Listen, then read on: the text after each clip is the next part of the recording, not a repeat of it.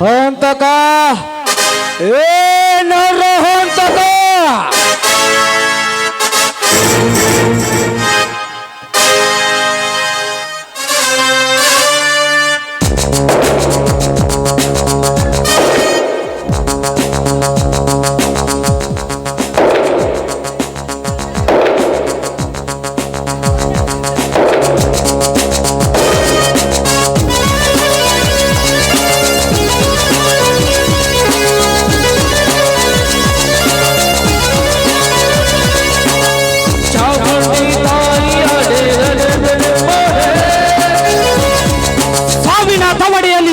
ಮಳ್ಳ ಕೂಸೆ ಯೋತಕ್ಕಾಗಿ ಬಂದೆ ಈ ನರ ನರ ನರ ನರ ನರ ಭದ್ರಕೋಟೆ ಒಳಗೆ ಭದ್ರಕೋಟೆ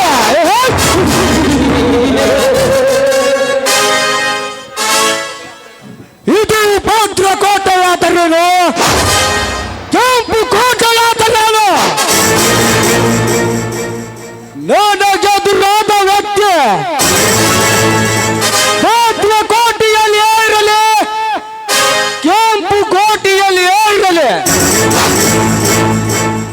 ಯುದ್ಧ ಭೂಮಿಯಲ್ಲಿ ಗೆದ್ದ ನಾಯಕನಂತೆ ಹಾರಿ ಹಾರಿ ತಿನ್ನುವುದೇ ಈ ಕಾರ್ತಿಕನ ಗುರಿ ಗುರಿ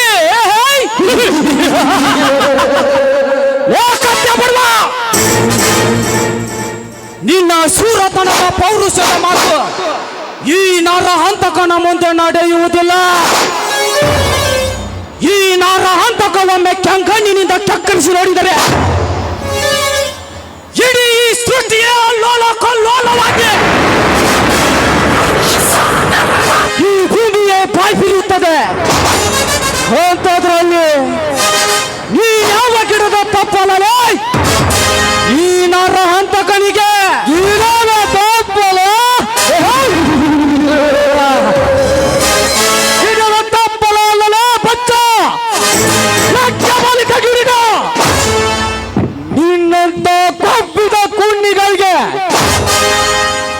ಕುರಿ ಕೇಳಿ ಮಸಾಲೆ ಎರಿಯುವ ಶಂಡನಲ್ಲ ಈ ಕಾರ್ತಿಕ.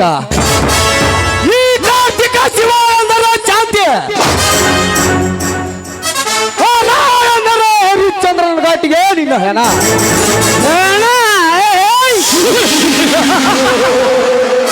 ಹೆಣ ಹೆಣವೆಂದು ಹಾರಾಡಿ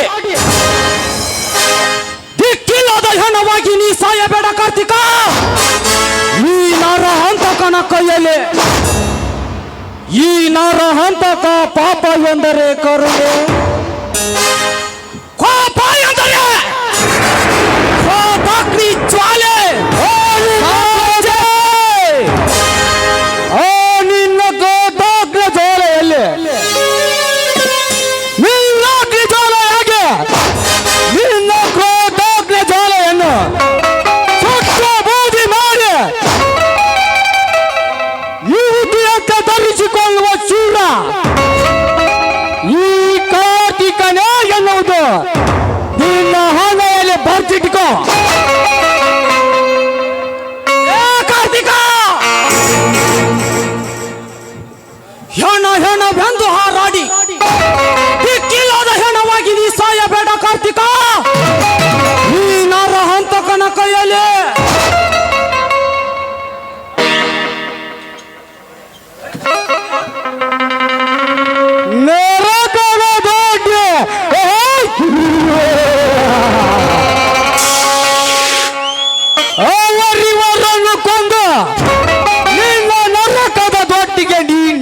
ರಾಜನಾಗಿದ್ದರೆ ನಿನ್ನಂತ ಎಷ್ಟೋ ನರ ಹಂತಕರಿಗೆ ನಾಂದಿ ಹಾಡಿ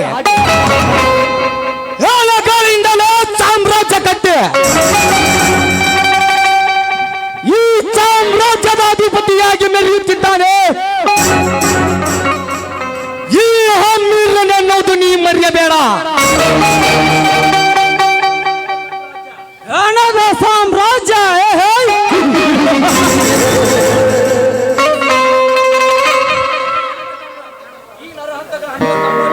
ಈ ನರಹಂತಕನ ಹಣದ ಸಾಮ್ರಾಜ್ಯದ ಮುಂದೆ ನಿನ್ನ ಹಣದ ಸಾಮ್ರಾಜ್ಯ ಯಾವ ಲೆಕ್ಕಲೇ ಮಲಕುತ್ತೆ. ಸುಮ್ಮನೆ ಈ ನರಹಂತಕನಿಂದ ಪ್ರಾಣ ಭಿಕ್ಷೆ ಬೇಡಿಕೊಂಡು ಇಲ್ಲಿಂದ ಹೊರಟು ಹೋಗು. ನನಗೆ ಪ್ರಾಣ ಭಿಕ್ಷೆ ಕೊಡಲು ನೀವೇನು ಬ್ರಾಹ್ಮಣ ಎಲ್ಲ ಯಮನ ನೀನಾವ ಸೂರ್ಯ ಗಂಡಸಿಲ್ಲ ನನಗೆ ಪ್ರಾಣ ಭಿಕ್ಷೆ ಕೊಡಲು ನಿನ್ನಂತ ಎಷ್ಟೋ ಪುಂಡ ಪುರುಷರಿಗೆ ಪ್ರಾಣದ ಭಿಕ್ಷೆ ಕೊಟ್ಟು ಬದುಕಲು ಬಿಟ್ಟಿದ್ದಾನೆ ಈ ಕಾರ್ತಿಕ. ಇನ್ನೊಂದು ಸಾರಿ ನರಹಂತಕನಿಗೆ ಲೇ ಎಂದು ನೀವು ಉಚ್ಚರಿಸಿದರೆ ನಿನ್ನ ರುಂಡ ನನ್ನ ಮನೆಯ ದ್ವಾರ ಬಾಗಿಲದ ಮುಂದೆ ನೇತಾಡುತ್ತದೆ. ಎಚ್ಚರ ಎಚ್ಚರ.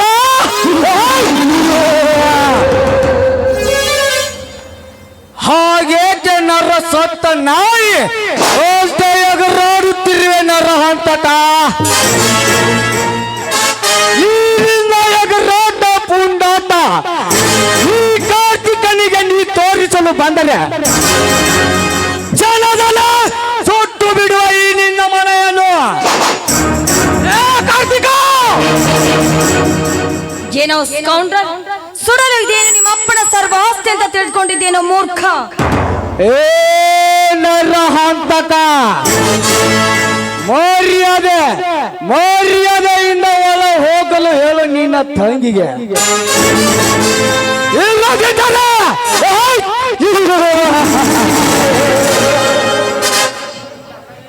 ನಿನ್ನ ತಂಗಿಗೆ ಬಾಳು ಗಾಲಕ್ಕೆ ಸಿಕ್ಕ ಕಾಪಿನ ಸಿಪ್ಪೆಯಂತೆ ಪುಡಿಯಾಗಿ ತನ್ನ ಚೀಲ ಕಳೆದುಕೊಳ್ಳಬೇಕಾಗುತ್ತದೆ.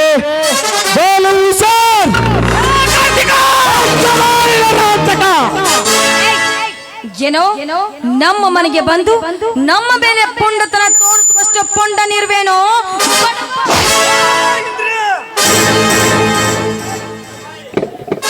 ಮುಚ್ಚೋ ಬಾಯ್ನ.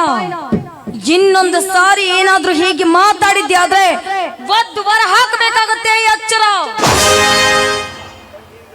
ತಂಗಿ ಇಂದ್ರ, ಇಂತಹ ಸೊಕ್ಕಿನ ಕುಣ್ಣಿಗಳನ್ನು ಬೇಟೆಯಾಡುವುದಕ್ಕೆ ಯಾಪುಲಿಯಂತೆ ನಾನಿರುವಾಗ ಇಂತಹ ವಿಷಯದಲ್ಲಿ ನೀನು ತಲೆ ಹಾಕಬಾರದು. ನೋಡೆ ಒಳಗೆ ಸರಿಯೇನು? ಕಾರ್ತಿಕ ಕೊನೆಯದಾಗಿ ಹೇಳುತ್ತೇನೆ, ಇಲ್ಲಿಂದ ಹೊರಟು ಹೋಗು.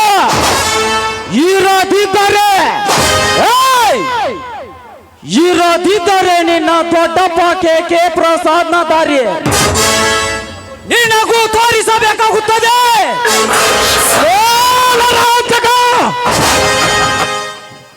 ನನ್ನ ದೊಡ್ಡಪ್ಪನ ನೆನಪಾದರೆ ನಾ ಮೃಗವಾಗಿ ನಿನ್ನ ರಕ್ತ ಕುಡಿಬೇಕಾಗುತ್ತದೆ. ಇಂದಲ್ಲ ನಾಳೆಯಾದರೂ ನನ್ನ ದೊಡ್ಡಪ್ಪನ ಕೊಂದ ನರ ರಾಕ್ಷಸರು ಯಾರೆಂದು ತಿಳಿದರೆ ಅವರನ್ನು ಜೀವಂತ ಸಮಾಧಿ ಮಾಡದೆ ಬಿಡುವುದಿಲ್ಲ. ಈ ಕಾರ್ತಿಕ ನೋಡು ನರಹಂತಕ,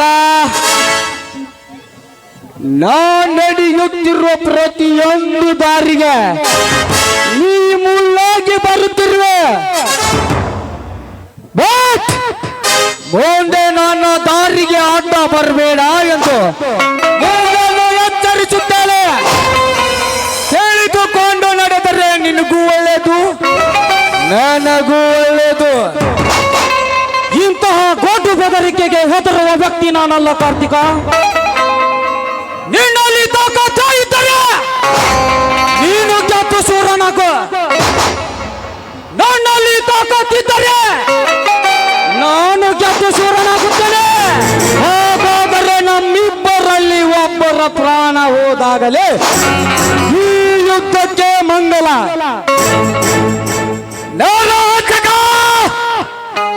ಈ ಯುದ್ಧದ ಪ್ರಾರಂಭ ನಾಂದಿ ನೀ ಹಾಡಿರುವೆ, ಇದರ ಮಂಗಲ ನಾಂದಿ ಈ ಕಾರ್ತಿಕ ಹಾಡುತ್ತಾಳೆ. ಬಿ ಕೇರ್ಫುಲ್ ಇಂದ್ರಿಯ. ಈ ಯುಗ ಪುರುಷನಾದ ಕಾರ್ತಿಕನ ಕೆನ್ನೆಗೆ ಬಾರಿಸಿದೆಯಾ? ಸಮಯ ಸಾಧಿಸಿ ಈ ಏಟಿಗೆ ನಾ ಸೇಡು ತೀರಿಸಿಕೊಳ್ಳದಿದ್ದರೆ ನನ್ನ ಹೆಸರು ಕ್ರಾಂತಿಗಿರಿ ಕಾರ್ತಿಕನೇ ಅಲ್ಲ. ನರಹಂತಕ ಹೋಗ್ತೀನಿ.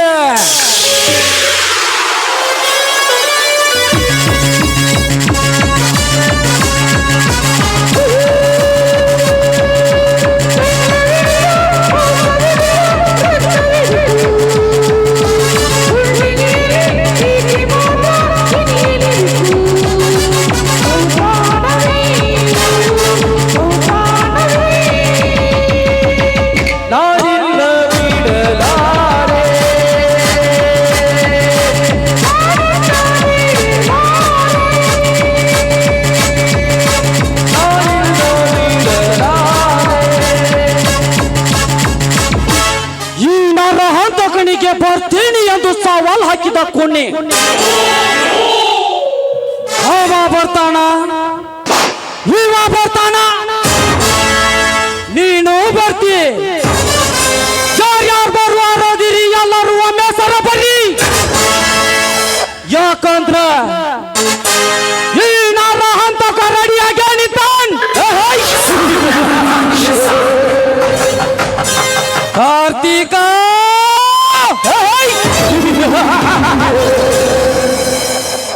ನಿನಗೇನು ಗೊತ್ತು ಈ ನರ ಹಂತಕ ನೀರಿನಲ್ಲಿರುವ ಮೊಸಳೆ ಎಂದು?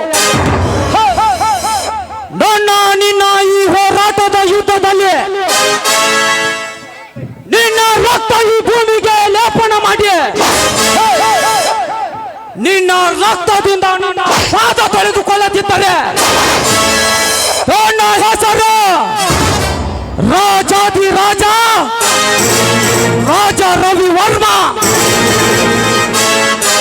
ಚದುರಂಗದ ಸಿಪಾಯಿ, ನರ ನರ ನರ ನರ ನರ ವ್ಯಾಘ್ರ, ನರ ಹಂತಕನೇ ಅಲ್ಲ.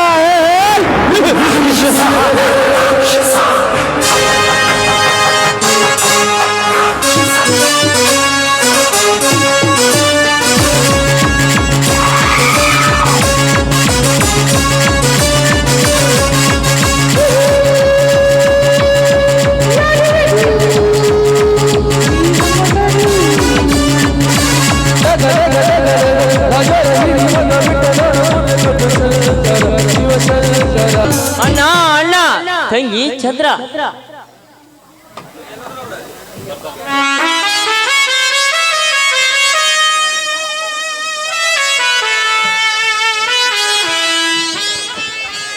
ಅಣ್ಣ, ಅಂತಹ ಸಂತೋಷದ ಕೂಗೇನನ್ನ ಈ ನಿನ್ನ ಬಾಯಲ್ಲಿ? ತಂಗಿ, ಇದು ಸಂತೋಷದ ಕೂಗು ನನ್ನದಷ್ಟೇ ಅಲ್ಲಮ್ಮ, ನಮ್ಮೆಲ್ಲರ ಸಂತೋಷದ ಕೂಗಮ್ಮ, ಸಂತೋಷದ ಕೂಗು. ಸಾಗರ ಎತ್ತ ನೋಡಿದರತ್ತಲು ಬರ್ರಿ ಕತ್ತಲ ಮುಸುಕಿ ತುಂಬಿರುವ ನಮ್ಮ ಬಾಳಿನಲ್ಲಿ ಅಂತ ಸಂತೋಷ ವಿಷಯ ಏನಪ್ಪ? ಸಂತೋಷ ವಿಷಯ ಏನು ಅಣ್ಣ? ಅಣ್ಣ, ಮೊನ್ನೆ ತಂಗಿಯ ನೋಡಲು ತಿಳಿಸಿದ್ದೇನಲ್ಲ, ನನ್ನ ಪ್ರಾಣ ಸಹಿತ ಕಾರ್ತಿಕ ನಾಳೆ ಶ್ರಾವಣ ಸೋಮವಾರ ಕನ್ಯೆಯಾದ ನನ್ನ ತಂಗಿಗೆ ಹಣ್ಣು ಇಟ್ಟು ನೋಡಿಕೊಂಡು ಹೋಗಲು ತಿಳಿಸಿದ್ದಾನಣ್ಣ, ತಿಳಿಸಿದ್ದಾನೆ. ಸಂತೋಷವಾಯ್ತಪ್ಪ, ತುಂಬಾ ಸಂತೋಷವಾಯ್ತು. ಆದರೆ ಎಂಬುವ ನಿಟ್ಟಿಸುರು ಏಕಣ್ಣ.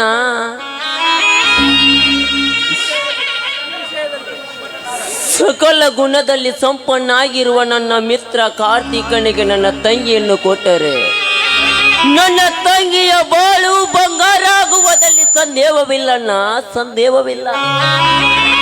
ಸಾಗರ, ತಂಗಿಯನ್ನು ನಿನ್ನ ಮಿತ್ರನೇ ಕೊಡಲು ನನ್ನ ಸಂಪೂರ್ಣ ಒಪ್ಪಿಗೆ ಇದೆಯಪ್ಪ. ಆದರೆ ನಮ್ಮ ಜಮೀನು ನಮ್ಮಿಂದ ಕೈ ತಪ್ಪಿ ಹೋಗುತ್ತಿದೆ ಎಂದು ನನ್ನ ಮನ ಕೊರಗುತ್ತಿದೆಯಪ್ಪ, ನನ್ನ ಮನ ಕೊರಗುತ್ತಿದೆ. ಯಾಕಣ್ಣ? ತಂಗಿಯ ಮದುವೆಯ ಬಗ್ಗೆ ನಮ್ಮ ಜಮೀನೇನಾದರೂ ಈ ನಿನ್ನ ತಮ್ಮಂದಿರಿಗೆ ಗೊತ್ತಿಲ್ಲದಂತೆ ಮಾರಿದರು. ನಿನ್ನನ್ನು ನಿನ್ನ ತಮ್ಮಂದಿರು ಕೇಳಿದರ ಒಂದು ಈಗ ನಿನ್ನ ತಮ್ಮನಿಗೆ ಗೊತ್ತಿಲ್ಲದೆ ಮಾರಿದರು. ಯಾವ ಕಾಲಕ್ಕೂ ಕೇಳುವುದಿಲ್ಲ, ನಾ ಕೇಳುವುದಿಲ್ಲ.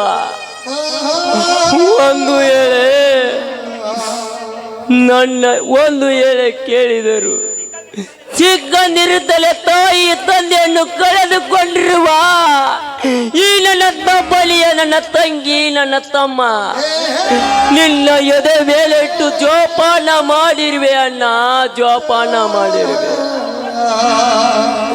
ಹೇಗೆ ತೀರಿಸಲ ನಾ ನಿನ್ನ ಋಣವನ್ನು, ಹೇಗೆ ತೀರಿಸಲಿ? ತಮ್ಮ ಸಾಗರ, ನಿಮಗೆಲ್ಲ ಹೇಳದೆ ಕೇಳದೆ ಆಸ್ತಿ ಮಾರಿ ನಿಮ್ಮನ್ನು ಬೀದಿ ಪಾಲು ಮಾಡಲು ಮತ್ತೆ ಏನನ್ನಲ್ಲಪ್ಪ ಈ ನನ್ನ ವಸಂತ. ಅಣ್ಣ, ಹಾಗಾದ್ರೆ ಆದಿದ್ದಾದ್ರು ಏನನ್ನ? ತಂಗಿ, ನಾವು ಸಾಗರನಿಗೆ ಆಸ್ಪತ್ರೆ ಕಟ್ಟಿಸಿ ಕೊಡಬೇಕೆಂದಿರುವ ಆ ನಮ್ಮ ಬಡ್ಡಿ ಹೊಲದಲ್ಲಿ ನರಹಂತಕ ಸರಾಯಿ ಫ್ಯಾಕ್ಟರಿ ಕಟ್ಟಿಸುತ್ತೇನೆಂದು ದಿಟ್ಟವಾಗಿ ನುಡಿದಿದ್ದಲ್ಲದೆ ನಿನ್ನೆ ನನ್ನನ್ನು ಹೊಲದಿಂದ ಕತ್ತಿಗೆ ಕೈ ಕೊಟ್ಟು ಹೊರ ತಳ್ಳಿದ, ನಮ್ಮ ಹೊರ ತಳ್ಳಿದ. ಅಣ್ಣ, ಕತ್ತಿಗೆ ಕೈ ಕೊಟ್ಟು ಹೊಲದಿಂದ ತಳ್ಳಿದಣ. ಆ ಗಡುಗದ್ರಿ ಮಂದ ಅವನ ಆಸ್ತಿಯ ಪತ್ತರ ನಮ್ಮ ಹೆಸರಿನಲ್ಲಿರುವಾಗ ನಾಳೆ ಹೋಗಿ ಪೊಲೀಸ್ ಕಂಪ್ಲೇಂಟ್ ಕೊಟ್ಟು ವಿಚಾರ ಮಾಡುತ್ತೇನಣ್ಣ, ವಿಚಾರ ಮಾಡುತ್ತೇನೆ. ಪೊಲೀಸ್ ಕಂಪ್ಲೇಂಟ್ ಕೊಟ್ಟು ವಿಚಾರ ಮಾಡುವುದು ಬೇಡ ಸಾಗರ್, ಬೇಡ. ನಾಳೆ ಅವರ ಮನೆಗೆ ಹೋಗಿ ವಿಚಾರ ಮಾಡಿ ಬರುತ್ತೇನೆ.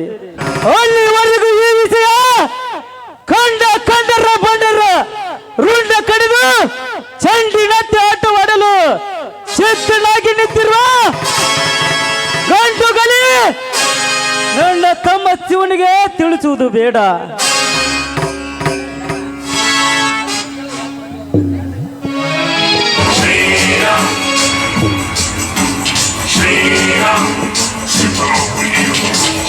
ಅಣ್ಣ, ತಂಗಿ ಚಂದ್ರ.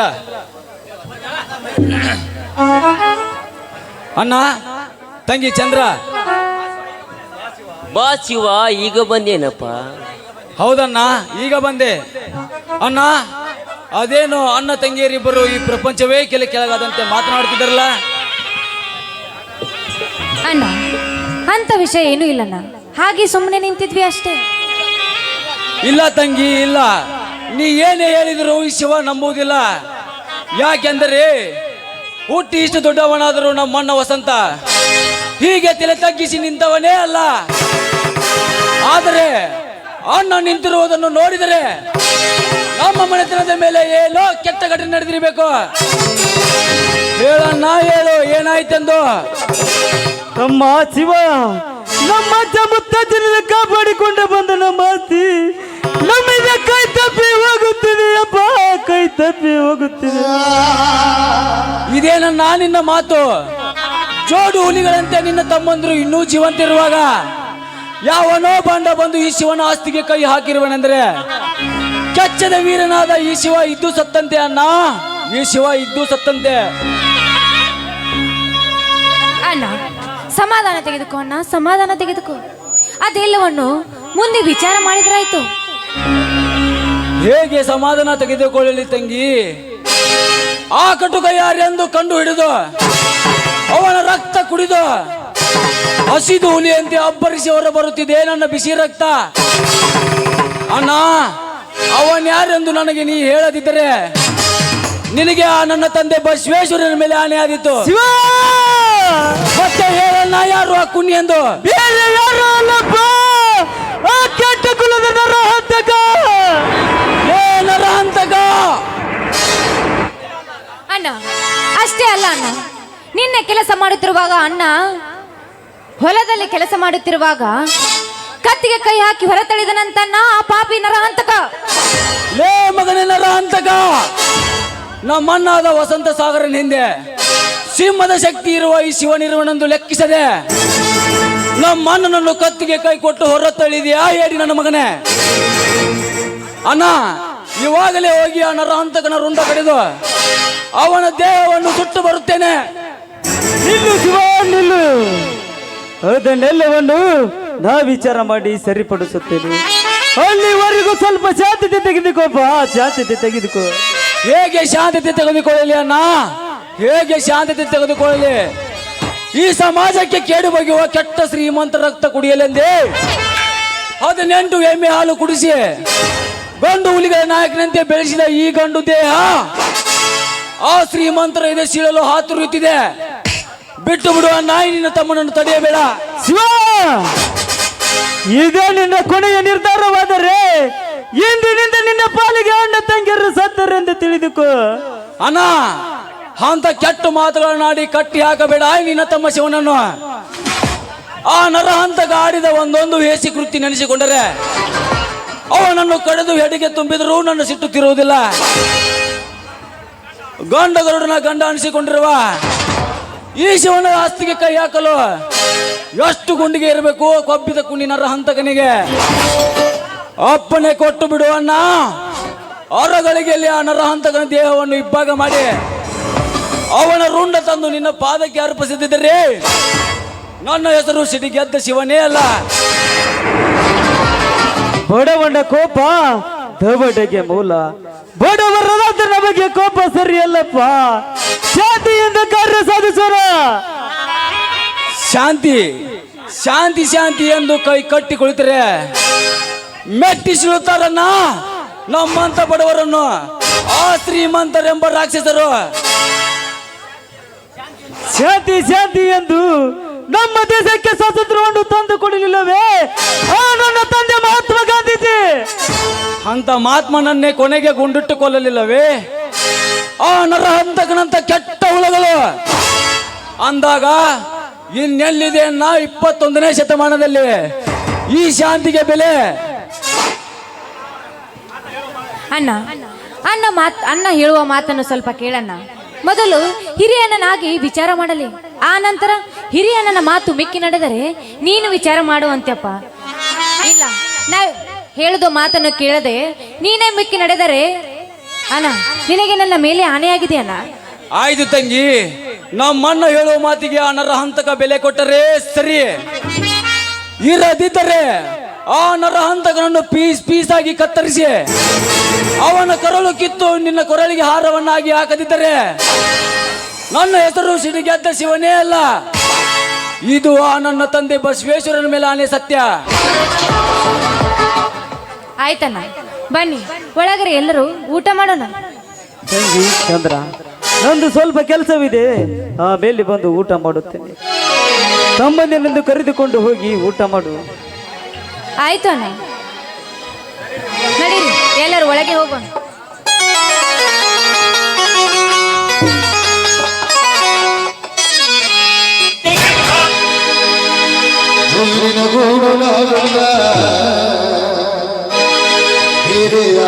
ಜೀನಿಲ್ಲ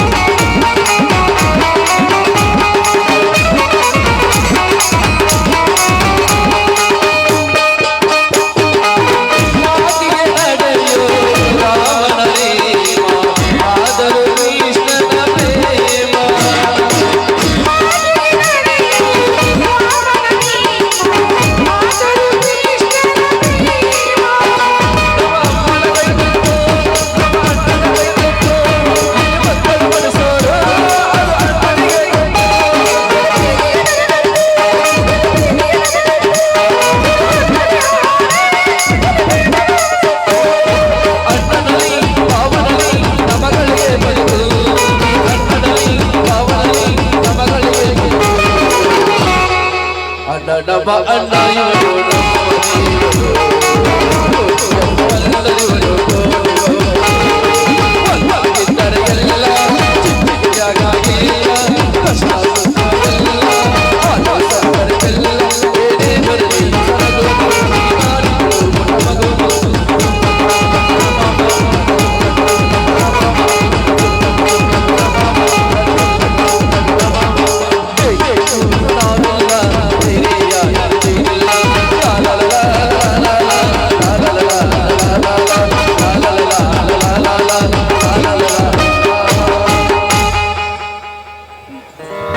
ಬನ್ನಿ, ಅಡಿಗೆ ಮಾಡಿದ್ದೇನೆ, ಎಲ್ಲರೂ ಒಳಗಡೆ ಊಟ ಮಾಡೋಣಂತೆ.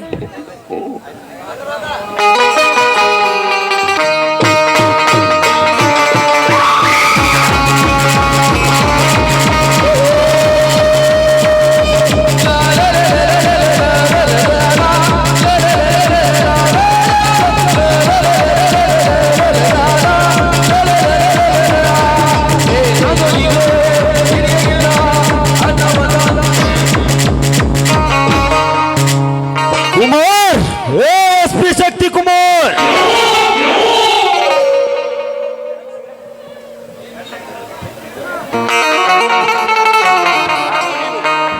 ಯಾರೋ ನೀನು? ನಾನು ಯಾರು? ಓಯ್! ಪುಂಡ ಪೋಖರಿಗಳ ಗಂಡ, ಗೊಂಡೆದೆ ಸೂರರ ಮಿಂಡ, ನಿಮ್ಮಂತ ಪೊಲೀಸ್ ಕಾಕಿ ಕೋದಿಗಳ ಗಂಡ, ಈ ಕಿಲ್ಲರ್ ನಾಗ. ನೀನೇಕೆ ಇಲ್ಲಿಗೆ ಬಂದೆ? ನಾನೇಕೆ ಇಲ್ಲಿಗೆ ಬಂದೆ?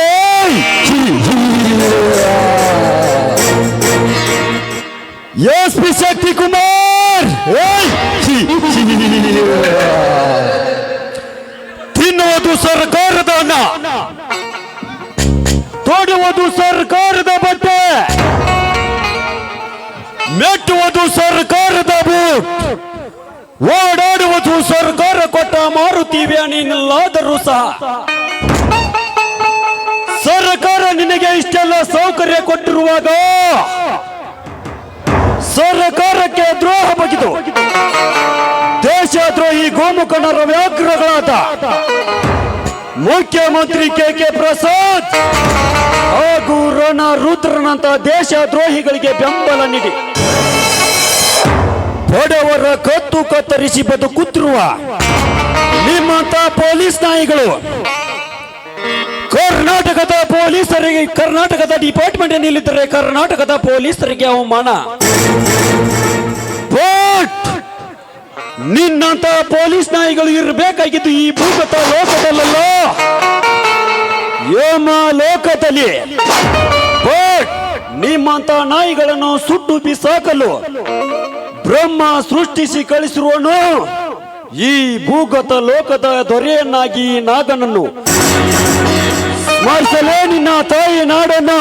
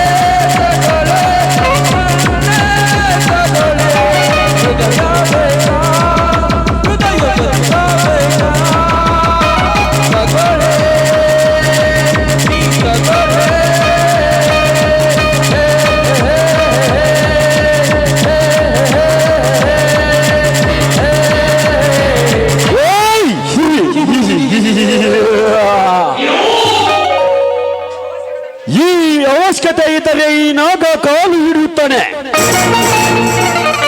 ಆಕ್ರೋಶ ಬಂದರೆ ತಲೆಯನ್ನೇ ಕಡಿಯುತ್ತಾನೆ.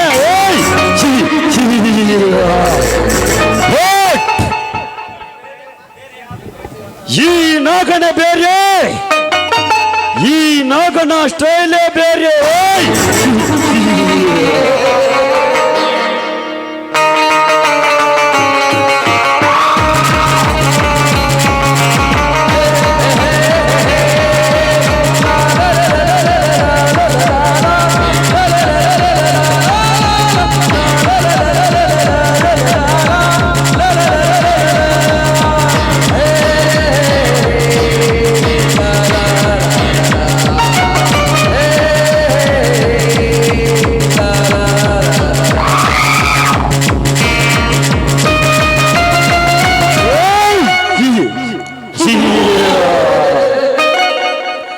ಮತ್ ಬರ್ತೀನಿ. ಆಯ್ತು, ಒಬ್ಬ ಬರ್ದು.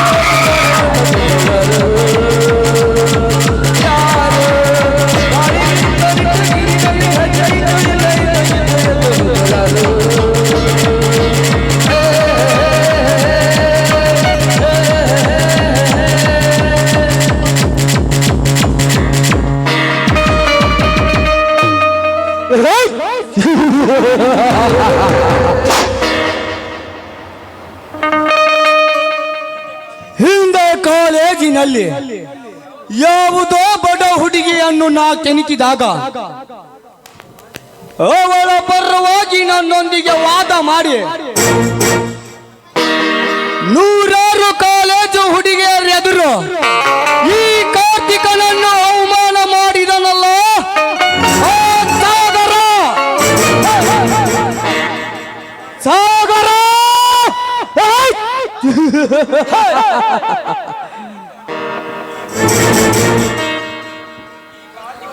ಈ ಕಾರ್ತಿಕ ನಿನ್ನ ತಂಗಿಯ ಕೈ ಹಿಡಿದರೆ ನಿನ್ನ ತಂಗಿಯ ಬಾಳು ಬಂಗಾರವಾಗುತ್ತಿದೆ ಎಂದು ನೀ ತಿಳಿದುಕೊಂಡಿರಬಹುದು. ಅದು ನಿನ್ನ ಹುಚ್ಚು ಕಲ್ಪನೆ. ನಿನ್ನ ಮೇಲಿನ ಸೇಡಿಗಾಗಿ ನಿನ್ನ ತಂಗಿ ಒಡಲ ಪ್ರಥಮ ರಾತ್ರಿ ಕಳೆದ ನಂತರ ಅವಳ ಪ್ರಾಣ ತೆಗೆದು ಹಕ್ಕಿ ಪಕ್ಷಿಗಳಿಗೆ ಅನ್ನವಾಗಿ ನಾ ಹಾಕದಿದ್ದರೆ ನನ್ನ ಹೆಸರು ಬಂಡ ಕಾಮಿನಿಯರ ಮಿಂಡ ಮೆಂಡೋಳ ಕರತಿಯರ ಗಂಡ ಕ್ರಾಂತಿಗಿರಿ ಕಾರ್ತಿಕನಾಲ.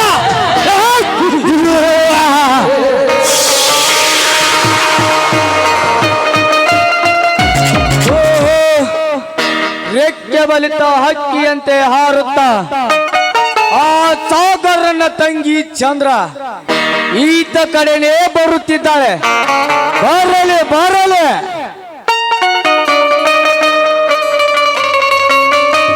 ನಿಲ್ಲು ಕುಮಾರಿ, ಸುಕುಮಾರಿ. ಯಾರವರು? ಯಾರವರು?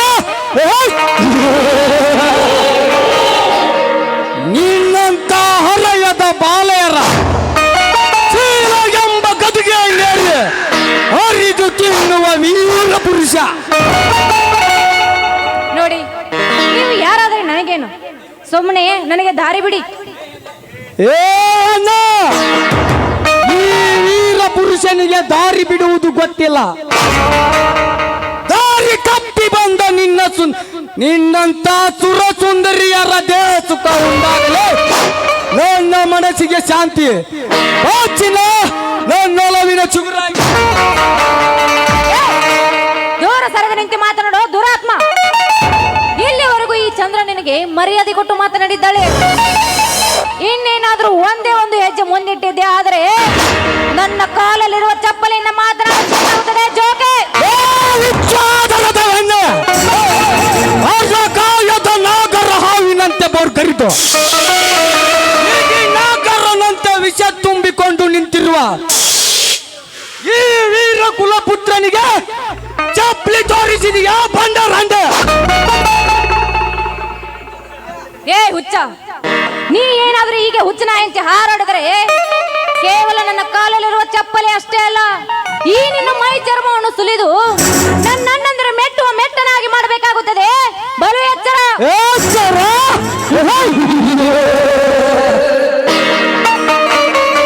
ಲೇ ನನಗ ಎಚ್ಚರ ಹೇಳುವ ರಂಡೆ, ಒಳ್ಳೆ ಮಾತಿಂದ ನೀ ನನ್ನವಳಾದರೆ ನನ್ನ ಶ್ರೀಮಂತಿಕೆ ಎಲ್ಲ ನಿನ್ನ ಸೊತ್ತಾಗುತ್ತದೆ. ರಾಣಿ, ಈ ಕಾರ್ತಿಕನ ಮಂಚವೇರಲು. ಏ ಮುಚ್ಚ ಬಾಯಿ ರಾಕ್ಷಸ, ನೀ ತೋರಿಸುವ ಈ ನಿನ್ನ ಸಿರಿ ಸಂಪತ್ತಿಗೆ ಕೇವಲ ನಾ ಮೆಟ್ಟುವ ಹರಕು ಚಪ್ಪಲಿಯ ಸಮಾನ. ಕೆಟ್ಟ ಚೂಳ, ನನ್ನ ಶ್ರೀಮಂತಿಕೆಯನ್ನು ನಿನ್ನ ಕಾಲ ಕಸವೆಂದು ಬೊಗಳುವೆಯಾ? ಓಸಿ ಹೇಳ.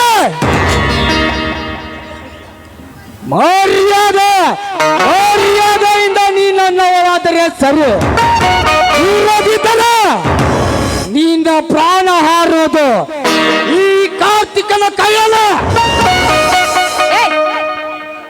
ಈ ಜುಜಿಪಿ ನಿನ್ನ ಪಿಸ್ತಲಿಗೆ ಹೆದರ ಎನ್ನಲ್ಲ ಈ ಚಂದ್ರ.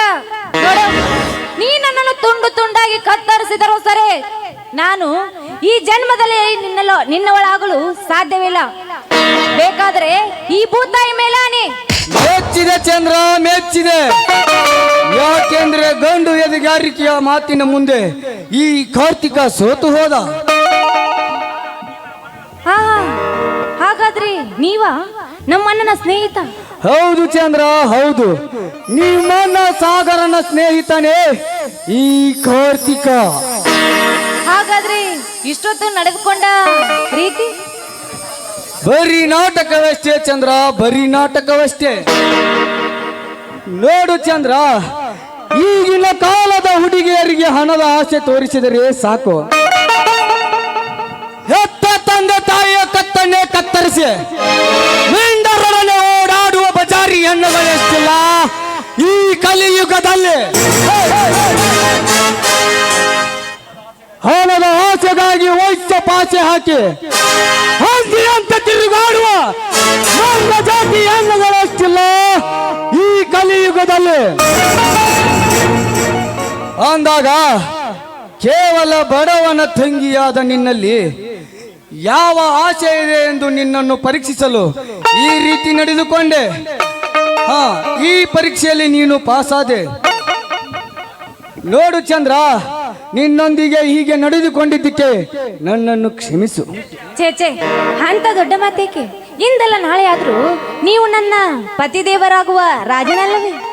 ಹಾಗಾದರೆ ಈ ನಿನ್ನ ರಾಜನ ಮನತನಿಸುವಂತೆ ಒಂದು ಪ್ರೇಮ ಗೀತೆಯನ್ನಾದರೂ ಹಾಡೆ ನನ್ನ ರಾಣಿ. ಆಯ್ತು ರಾಜ, ನಿಮ್ ಇಷ್ಟದಂತೆ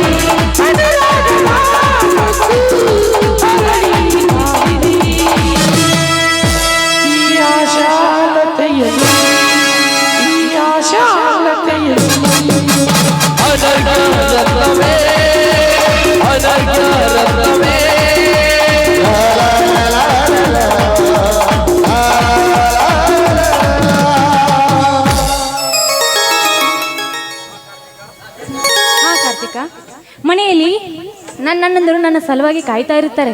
ಹಾಗೆ ನೀವು ನನ್ನ ನೋಡಲು ಬರ್ತಾ ಇದ್ದೀರಲ್ಲ, ಹಾಗೆ ಬಂದ್ಬಿಡಿ, ನಾ ಹೋಗ್ತೀನಿ. ಚಂದ್ರ, ಬಂಗಾರದ ಜಿಂಕೆ ಅಂತಿರುವ ನಿನ್ನನ್ನು ಮನೆಗೆ ಬಂದು ನೋಡ್ಬೇಕನ್ನೋಷ್ಟರಲ್ಲಿ ಇಲ್ಲೇ ದಾರಿಯಲ್ಲೇ ನೋಡಿದೆನಲ್ಲ ಚಂದ್ರ, ಮತ್ತೇಕೆ ಮನೆಗೆ ಬರುವುದು? ಈಗಲೇ ನಿಮ್ಮಣ್ಣ ಸಾಗರನಿಗೆ ಫೋನ್ ಮಾಡಿ ನಿನ್ನ ತಂಗಿ ತುಂಬಾ ಹಿಡಿಸಿದ್ದಾಳೆ, ಒಳ್ಳೆ ಮುಹೂರ್ತ ನೋಡಿ ನಿಶ್ಚಿತಾರ್ಥ ಮಾಡಿ ಮುಗಿಸಿ ಬಿಡೋಣ ಎಂದು ತಿಳಿಸಿಬಿಡುತ್ತೇನೆ. ಅಯ್ಯೋ ಈ ಮಾತು ನಿಜಾನ ನನ್ ರಾಜ? ಆ ಸೂರ್ಯ ಚಂದ್ರರ ಮೇಲಾನೆ ಚಂದ್ರ, ಈ ಮಾತು ಸತ್ಯ. ಆಯ್ತು, ನಾನಿನ್ನು ಹೋಗಿ ಬರ್ತೀನಿ. ಬಾಯ್ ಬಾಯ್. ಬಾಯ್ ಬಾಯ್.